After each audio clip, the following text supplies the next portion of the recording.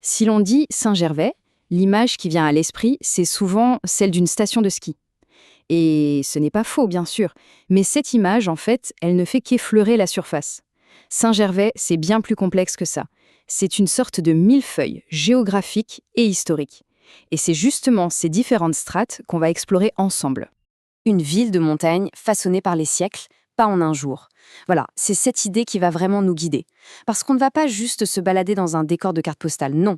On va plutôt découvrir un organisme vivant, qui a été sculpté par le temps, par la nature et par des générations d'habitants. C'est un vrai voyage à travers ces couches de temps qui commence maintenant.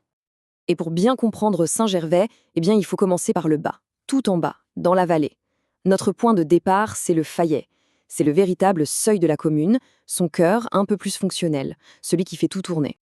On est à 580 mètres d'altitude. Le Fayet, c'est la fondation de tout l'édifice. C'est ici que le grand réseau de trains national, la SNCF, vient se connecter aux lignes alpines, beaucoup plus confidentielles. Cette gare, c'est bien plus qu'un simple arrêt, vous voyez.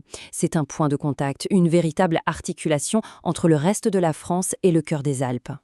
Ce tableau, il illustre parfaitement cette structure verticale. Saint-Gervais, ce n'est pas un lieu unique. C'est une succession de paliers et chacun a son altitude, sa fonction, son identité propre. Du pôle logistique du Fayet jusqu'au terminus de haute montagne du Nid-d'Aigle, l'atmosphère change radicalement à chaque étage. C'est ça qui est fascinant. Allez, on continue notre ascension, direction le cœur de la commune, le bourg de Saint-Gervais.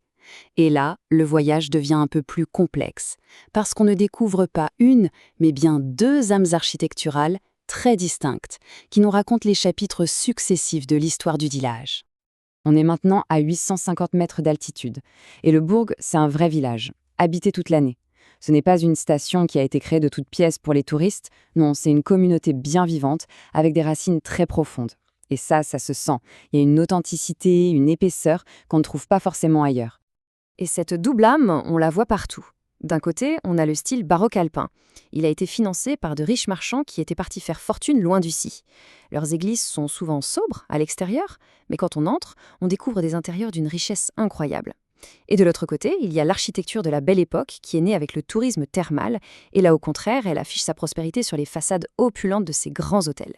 Ce sont vraiment deux mondes, deux esthétiques qui cohabitent.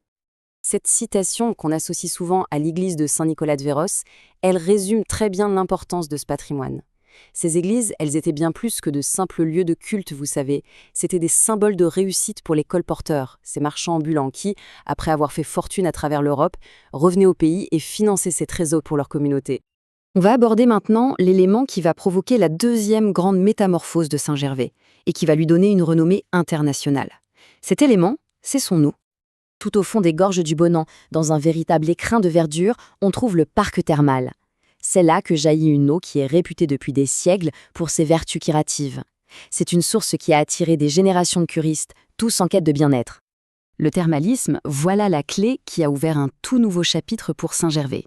La découverte de la source en 1806 a absolument tout changé. C'est elle qui a financé les grands hôtels de la Belle Époque dont on parlait, elle qui a attiré une toute nouvelle clientèle et qui a donné à la ville une renommée qui dépassait, et de loin, les frontières de la vallée.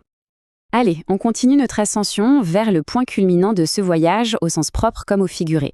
Il est temps d'embarquer à bord d'une petite merveille d'ingénierie qui va nous ouvrir les portes de la haute montagne. C'est le tramway du Mont Blanc. Depuis 1909, ce train à crémaillère, qui est le plus haut de France, grimpe sur les flancs du massif. Ces trois rames historiques, qu'on appelle affectueusement Anne, Jeanne et Marie, sont de véritables institutions locales. Elles transportent aussi bien les alpinistes les plus chevronnés que les simples amoureux des paysages. Le trajet en lui-même est une expérience.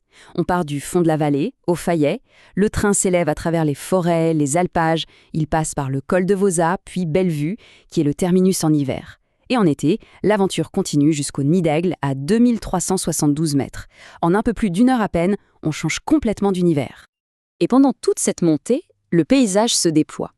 La haute montagne, qui n'était qu'une silhouette lointaine depuis la vallée, se rapproche, elle se fait de plus en plus présente, presque intimidante. Le tramway ne fait pas que gravir des mètres. Il abolit la distance et il nous met face à face avec le grandiose.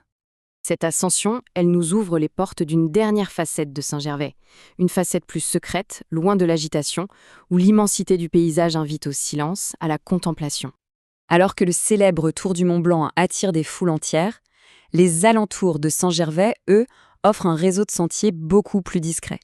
C'est une invitation à une autre forme d'aventure, plus douce, une exploration silencieuse des forêts et des alpages, avec pour seule musique le bruit de nos pas dans la neige. 4230 mètres. Ce chiffre, il est vertigineux. C'est le dénivelé total de la commune, de son point le plus bas dans la vallée jusqu'au sommet du Mont Blanc. C'est le plus grand dénivelé d'Europe. Ça suffit à prendre la mesure de l'échelle de ce territoire et de l'incroyable diversité de monde qu'il contient. Et tout ça nous amène à une dernière réflexion.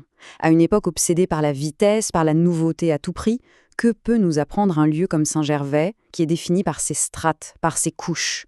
Peut-être que la vraie valeur ne se trouve pas dans ce qui est nouveau, mais plutôt dans la richesse et la complexité que seul le temps peut construire.